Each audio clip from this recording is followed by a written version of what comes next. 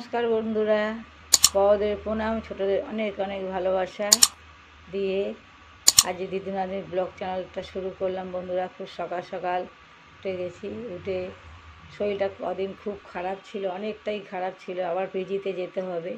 এখানে বেহালার বিদ্যাসাগর দেখিয়েছিলাম, এখান থেকে বলেছে পিজিতে যেতে। তো পিজি হাসপাতাল একদিন সময় করে, শনিবার হবে না, ওই জন্য জামাই তো অফিস যায়। যে কোনো সোম থেকে শুক্রের মধ্যে যে কোনো একদিন যাব হাসপাতালে। জানি না কেন ব্যথা করছে, রাত্রেবেলা খুব কষ্ট হচ্ছে ঘুমে। এই কদিনে অবশ্য করছে না, এখন একটু ভালো আছি। তো সকালবেলা উঠেছি, উঠে প্রথমে গেটে জল দিয়ে মুখ হাত পা ধুয়ে বাসি নাইটি ছেড়ে রান্নাঘরে চলে এসেছি। তো দেখো বন্ধুরা, সকাল আর টিফিন করার জন্য রেডি করেছি। এখানে দুধটা জাল দিয়ে নিচ্ছি, ওখানে চা হয়ে গেছে। আর দেখো এখানে কুমড়ো, আলু, পটল, ছোলা দিয়ে একটা নিরামিষ তরকারি হবে, আর রুটি করব। সঙ্গে থাকো আর প্লিজ ভিডিওটা পুরো দেখো। তো বন্ধুরা, কড়াই তেলটা দিয়ে দিয়েছি, তেজপাতা, শুকনো লঙ্কা, সাদা জিরে ফোড়নে দিয়ে দিলাম। আর বন্ধুরা, এই রান্নাটা আমি অন্যভাবে করছি, তাড়াতাড়ি, মানে সকালবেলা তত তোড়জোড় করে হয় না। তো এই রান্নাটাও আমি আবার অন্যভাবেও করি। তো আজকে খুব শর্টে করছি, একসঙ্গে সব দিয়ে দেবো, আলাদা করে কোনো পটল আলু থাকবে না। দিয়ে দিলাম। তো বন্ধুরা দেখো, আমি এতে নুন আর হলুদ দিয়ে দিয়েছি, নাড়াচাড়া করে নিচ্ছি। আর বন্ধুরা, এই রান্নাটা আমি যেরকম করি যেতে যেতে পটলটা কম আছে, মানে কম দিয়েছিল, এইভাবে করছি। আর পটল আলু কুমড়ো সব সমান সমান থাকলে আমি একটু অন্যরকম করে রান্নাটা করি। তো এত সকালবেলা বন্ধুরা, এই সকাল আর টিফিনের জন্য হচ্ছে। দু একটা পটল দিয়ে দিয়েছিলাম সঙ্গে। পটল বেশি করে দিলে তাহলে পটলটা আলুটা ভেজে নিতাম, তো অন্যরকম করে করতাম। তো একই স্বাদ হবে খেতে, কোনো আলাদা হবে না। তো আমি এখানে নুন হলুদ দিয়ে ভালো করে নাড়াচাড়া করে নিয়েছি।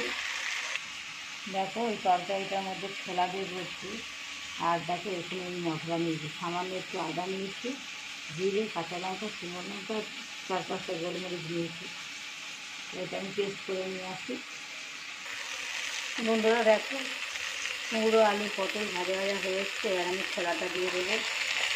ছোলাটা দিয়ে 2 মিনিট নাড়াচাড়া করে নেব।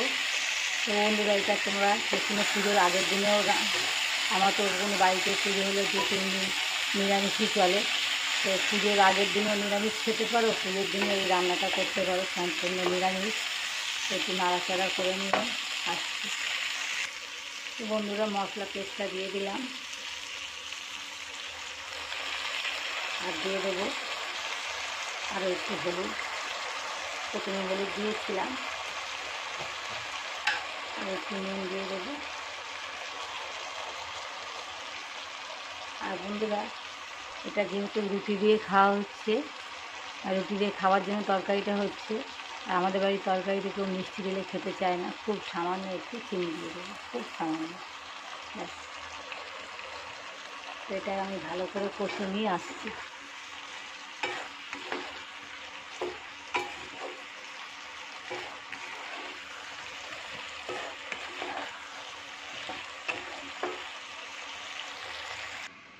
দেখো বন্ধুরা, আটা নিয়ে নিয়েছি রুটি করার জন্য। আটাটা মেখে নিই, আর ময়দা আটা মিশিয়ে রুটি করব। তো বন্ধুরা দেখো, আমার কষাটা হয়ে গেছে, আমি জল দেবো সিদ্ধ হওয়ার জন্য। সামান্য একটু জল দেবো।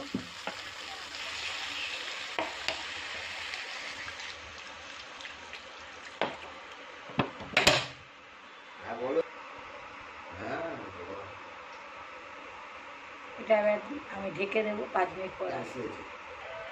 তো বন্ধুরা দেখো, তরকারিটা আমার হয়ে গেছে, এবার আমি নামিয়ে নেব।